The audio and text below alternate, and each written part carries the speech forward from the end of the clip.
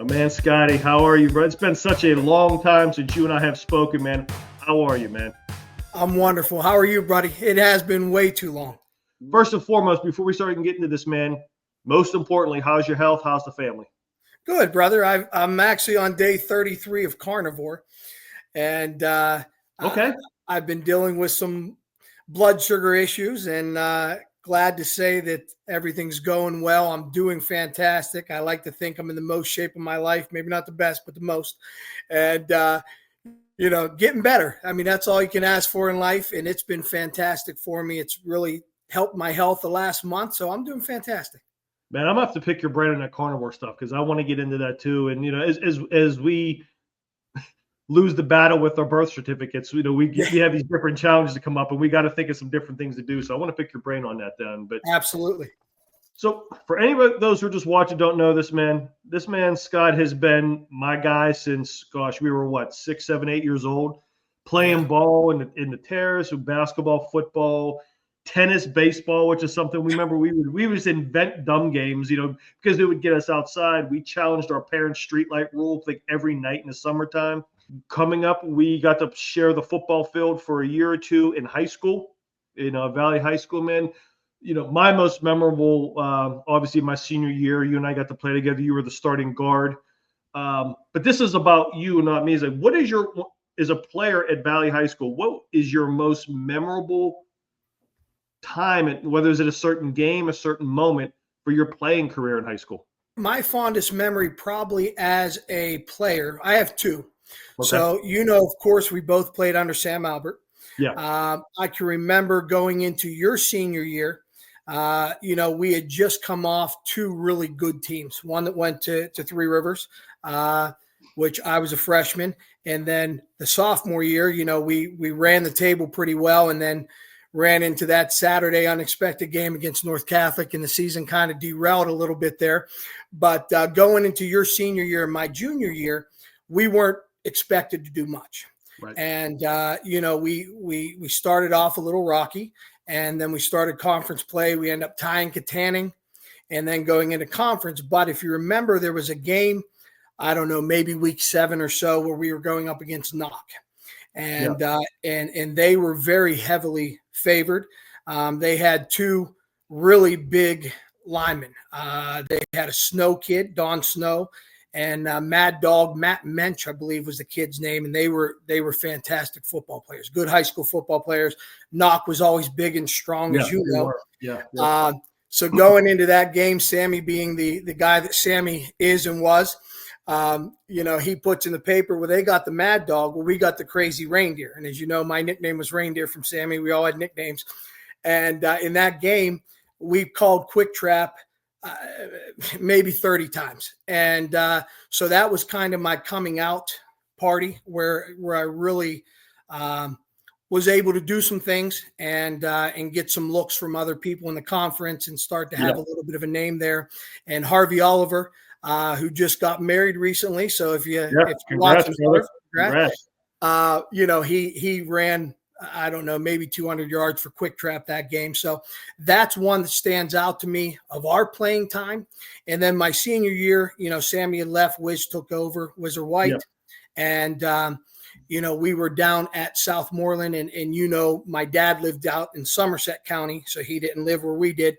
And I can remember to close out that game, I had 2 sacks back to back. In fact, our boy GB, who's not here right now, I was playing D end, and he got hurt for just a quick series at the end, and I had to move down to tackle to his spot. And thanks, Gabe, because of your injury, I got to have 2 sacks to end the game, and because I was in that spot. But long story short, I come up the tunnel after the game at Southmoreland, and my dad and 2 of my uncles were there, and I didn't realize they were there. So now with my dad long since passed on and everything, that's a memory that I look back at and remember fondly. And, football gives you those memories. You're right. Football gives you some really, really incredible memories. I will tell you one thing that I have with you. If you remember the Highlands game, my senior year when we clinched the championship, and I was fortunate enough to Snake put one on the button for me. I got that 59-yard touchdown to clinch it. As soon as I dropped the ball, and Newt and I were doing our thing, and he started running off, Juan comes up, and you guys started with the dancing on me in the end zone. I'm surprised they didn't throw a flag on you, bro. But one of those moments is just it's fantastic. It's one that I'm thankful we had the careers we had in high school. We had successful teams. We've built friendships that last forever. Two memories one thing I want to say about is I get clowned a lot around here because of how many fans we've had at our games. Yeah, no doubt. Remember your freshman year, my sophomore year, that first game we played Highlands, we had over 8,000 people, in the stands. Yep. And I'm getting clowned. Like it's gotten up to where, Dudek says he's played in front of 80,000 in high school. Until I showed them the actual clipping, they're like, oh. But do you remember the fans that we had at Valley? I mean, we had probably one of the best stadiums, I think, in all of Western Pennsylvania, outside of like the big rich schools. Yep.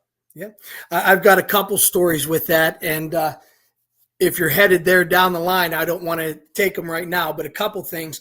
So, we go back, I guess it'd be the 21 season. I left Kiski and I'm up at Highlands and I'm coaching with Dom Girardi, who's another Valley guy. And so we go down to Valley, and it's the first time I'm coaching at Valley since my first year coaching when I was coaching for Valley. Okay. And it's about 7:00. We come out of the visitor side, which is now in the far end zone. It's not a side anymore. Yeah. So we come out, and he and I are looking around, and there may be 100 people there.